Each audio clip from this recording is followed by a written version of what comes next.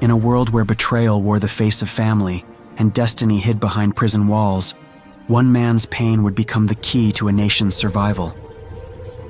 This is the story of Joseph, the dreamer who rose from a pit to a palace.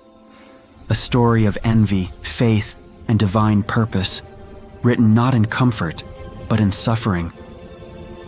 Because sometimes the path to your greatest dream begins the day everything falls apart.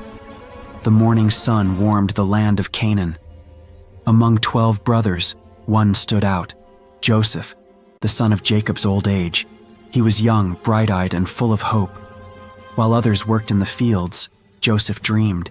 He dreamed of greatness, of standing tall while others bowed. And though he meant no harm, his dreams stirred jealousy in the hearts of his brothers. His father loved him deeply, more than the rest, and gave him a robe unlike any other, long, colorful, royal. It shimmered in the sunlight, and with every step Joseph took, it whispered of favor.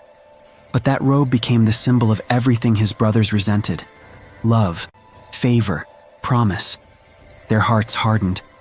What began as silent envy soon burned into rage. They watched him laugh. They watched him dream. Until one day they decided those dreams must die. It was supposed to be an ordinary day. Joseph went out to find his brothers, his robe flowing behind him. But when they saw him coming, their eyes filled with hatred. "Here comes the dreamer," one muttered. Before long, they grabbed him, tore the robe from his body, and threw him into a deep, dark pit.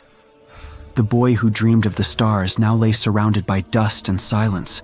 They planned to kill him, but at the last moment greed replaced hatred. A caravan of traders passed by, merchants on their way to Egypt. The brothers sold him for 20 pieces of silver, 20 coins for a life, 20 coins to erase a dream. They dipped his torn robe in blood and carried it to their father. Jacob's cry filled the land, the sound of a father who believed his son was gone forever. But Joseph wasn't dead. He was chained, dragged through the desert, and sold again, this time as a slave in a foreign land. Egypt was another world. Golden temples, vast markets, strange tongues.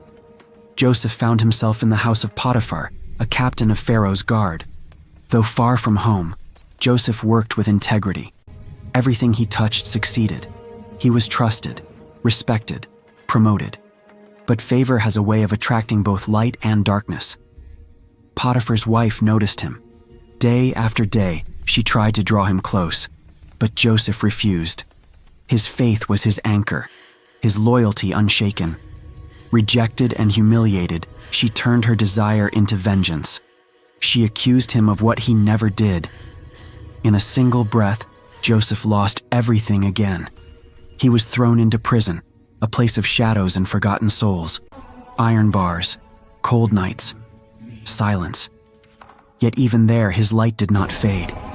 He helped. He listened. He interpreted dreams. And in that prison, his gift, the very thing that once caused his downfall, became his strength.